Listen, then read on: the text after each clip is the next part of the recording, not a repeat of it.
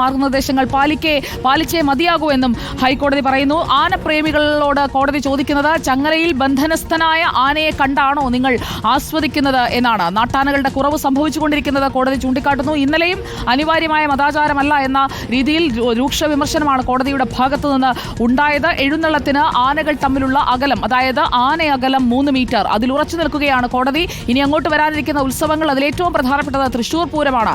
ആന എഴുന്നള്ളത്തിന് കർശന നിയന്ത്രണങ്ങൾ ഹൈക്കോടതി ഏർപ്പെടുത്തിയതോടെ ആശങ്കയിലാകുന്നത് പൂരപ്രേമികളാണ്. തൃശൂർ പൂരത്തിന്റെ കുടമാറ്റം നടക്കുന്ന തെക്കേ ഗോപുര നടയിൽ നിന്ന് ജെയ്സൺ ചാമവളപ്പിൽ നമുക്കൊപ്പം ചേരുന്നു. Good evening Jaison Chamavalappil. ആനയില്ലാതെ എന്ത് പൂരം എന്ന് നമ്മളായാലും ചോദിച്ചു പോകും. ഇവിടെ കോടതി പറയുന്ന ആനയകലം പാലിച്ചാൽ കുടമാറ്റമൊക്കെ എങ്ങനെ നടത്തും? Good evening Sujaya. ഈ തൃശ്ശൂർ പൂരത്തിൻ്റെ ഏറ്റവും പ്രധാനപ്പെട്ട ചടങ്ങ് നടക്കുന്ന തെക്കേ ഗോപുരനടയിലാണ് ഞാൻ നിൽക്കുന്നത്. ഇവിടെയാണ് കുടമാറ്റം നടക്കുന്നത്. 10,000-കണക്കിന് ആളുകൾ തടിച്ചുകൂടി 15 വീതം ആനകൾ പാറമേക്കാവിനും തിരുവമ്പാടിയും മുഖാഭിമുഖമായി നിൽക്കുന്ന പ്രദേശത്താണ് ഞാൻ നിൽക്കുന്നത്. ആദ്യം നമുക്ക് ആ പ്രദേശം ഒന്ന് പരിശോധിച്ചു വരാം. 15 ആനകൾ. നിലവിലെ ഹൈക്കോടതി വിധിയുടെ പശ്ചാത്തലത്തിൽ 15 ആനകൾക്ക് 3 അടി വീതം അകലമാണെങ്കിൽ ഇവിടെ കുടമാറ്റം നടത്താൻ കഴിയില്ല. കർശനമായ നിയന്ത്രണങ്ങൾ ഹൈക്കോടതി കൊണ്ടുവരുന്ന പക്ഷം ഇവിടെ കുടമാറ്റം നടക്കില്ല. തൃശ്ശൂർ പൂരത്തിലെ ഏറ്റവും പ്രധാനപ്പെട്ട ചടങ്ങ് നടക്കുന്ന ഈ കുടമാറ്റം നടക്കുന്ന തെക്കേ ഗോപുരനടയിൽ ഒരു കുടമാറ്റ ചടങ്ങ് നടത്താൻ കഴിയില്ല. നമുക്ക് ഈ സ്ഥലം ഒന്ന് പരിശോധിച്ചാൽ മനസ്സിലാകും. ഹൈക്കോടതി നിർദ്ദേശപ്രകാരമാണെങ്കിൽ 3 മീറ്ററാണ് ഓരോ ആനയ്ക്കും അകലം വെക്കേണ്ടത്. അങ്ങനെയാണെങ്കിൽ 7 ആനകളിൽ കൂടുതൽ ഈ പ്രദേശത്ത് നിൽക്കാൻ കഴിയില്ല. അത്തരം ഒരു സാഹചര്യം വന്നാൽ കുടമാറ്റം നടക്കില്ല. അതായത് തൃശ്ശൂർ പൂരത്തിന്റെ ഏറ്റവും വർണ്ണാഭമായ ഒരു ചടങ്ങ് നടക്കാത്ത സ്ഥിതിയിലേക്ക് കാര്യങ്ങൾ എത്തിച്ചേരും.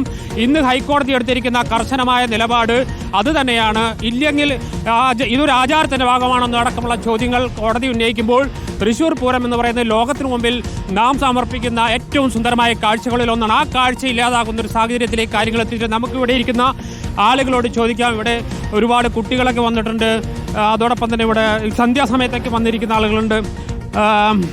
ഇപ്പോൾ ഹൈക്കോടതിയുടെ ചില നിർദ്ദേശങ്ങൾ വന്നിട്ടുണ്ട് ഈ പൂരവുമായി ബന്ധപ്പെട്ട്, ആനകളുടെ എഴുന്നള്ളിപ്പൊക്കെ ബന്ധപ്പെട്ട്. ഇവിടെ അത് സംബന്ധിച്ച് തൃശ്ശൂർ പൂരം നടക്കില്ല എന്ന സ്ഥിതിയിലേക്കാണ് കാര്യങ്ങൾ പോകുക. എന്താ നിങ്ങളുടെ അഭിപ്രായം? അയ്യോ, ഒരിക്കലും അങ്ങനെ പറയരുത്. ഇപ്പം നമ്മളിരിക്കുന്ന സ്ഥലത്താണ് ആനകളല്ലാതെ ഉണ്ടാവാറുള്ളത്. അതുകൊണ്ട് ആനേനെ ഒരു കാരണവശാലും എഴുന്നേൽക്കാൻ പറ്റില്ല എന്ന് പറയുന്നത് തൃശ്ശൂരുകാർക്ക് ഒരിക്കലും ചിന്തിക്കാൻ വരെ പറ്റില്ല. അതിനെതിരെ എന്ത് ഇതിനും നമ്മളെല്ലാ തൃശ്ശൂരുകാരും ഒറ്റക്കെട്ടായിട്ട് ഇറങ്ങുന്നതാണ് പറയാനുള്ളത്.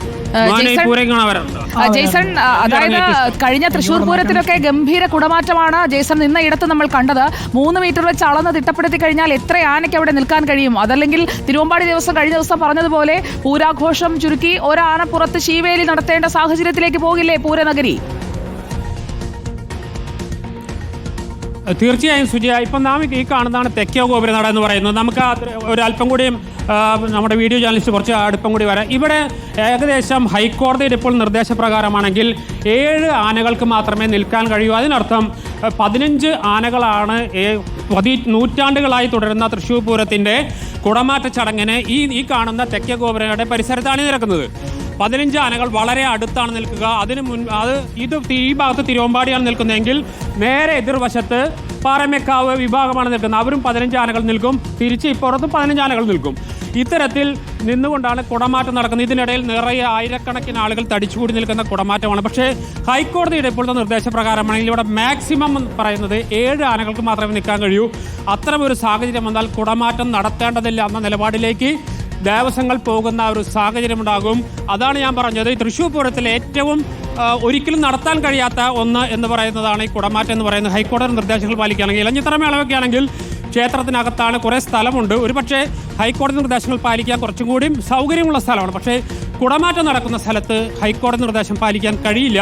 നിലവിലത്തെ സാഹചര്യത്തിൽ മറ്റെന്തെങ്കിലും രീതിയിലുള്ള ഇടപെടലുകൾ ഉണ്ടായില്ലെങ്കിൽ അപ്പോൾ സംസ്ഥാന സർക്കാർ, ഇപ്പോൾ ഇന്ന് മന്ത്രി കെ രാജൻ തന്നെ പറഞ്ഞിരിക്കുന്നത് സർക്കാരിന് തന്നെ ബോധ്യപ്പെട്ട് കഴിഞ്ഞു, ഹൈക്കോടതിയുടെ നിർദ്ദേശങ്ങൾ അനുസരിച്ച് ഒരു ഉത്സവങ്ങളും നേരെ ചൊവ്വേ നടത്താൻ കഴിയില്ല. ആനകളുടെ നിയന്ത്രണം കടുപ്പിക്കുകയാണെങ്കിൽ അത് സംബന്ധിച്ച നിയമനിർമ്മാണമോ അതോ ചട്ടങ്ങളിൽ ഭേദഗതിയോ വരുത്തുന്ന കാര്യം നിയമോപദേശം തേടും. അതോടൊപ്പം മുഖ്യമന്ത്രി തന്നെ വിവിധ വകുപ്പുകളുടെ യോഗം വിളിച്ചു ചേർക്കാനുള്ള നീക്കത്തിലേക്കാണ് പോയിരിക്കുന്നത്. അതിനർത്ഥം സംസ്ഥാന സർക്കാരിനും പൊതുജനത്തിനും പൂരപ്രേമികൾക്കും നാട്ടിലെ പൊതുസമൂഹത്തിനുമൊക്കെ വ്യക്തമായ ബോധ്യമുണ്ട്. നിലവിലത്തെ സാഹചര്യം അനുസരിച്ചാൽ മുന്നോട്ട് പോകും. അല്ലാത്ത പക്ഷം കർശനമായ നിയന്ത്രണങ്ങളിലേക്ക് പോകുന്നാൽ ആഘോഷങ്ങളിൽ ഇത് ഹൈക്കോടതിയിൽ നിന്ന് ഉത്തരവായി വരികയാണെങ്കിൽ മേൽക്കോടതിയിലേക്ക് പരമോന്നത നീതിന്യായ പീഠത്തെ സമീപിക്കാൻ സംസ്ഥാന സർക്കാർ തന്നെ മുന്നോട്ട് പോകേണ്ട ഒരു സാഹചര്യത്തിലേക്ക് കാര്യങ്ങളെത്തും. കാരണം എല്ലായിടങ്ങളിൽ നിന്നും എതിർപ്പാണ് ഉയരുന്നത് എന്നുള്ളത് നമുക്ക് കാണാതിരുന്നുകൂടാ. മന്ത്രിമാരടക്കം പ്രതികരണങ്ങളുമായി രംഗത്ത് വരുന്നു നമ്മൾ കണ്ടു. പൂരപ്രേമികളുടെ ആശങ്ക ഒരു ഭാഗത്തുണ്ട്.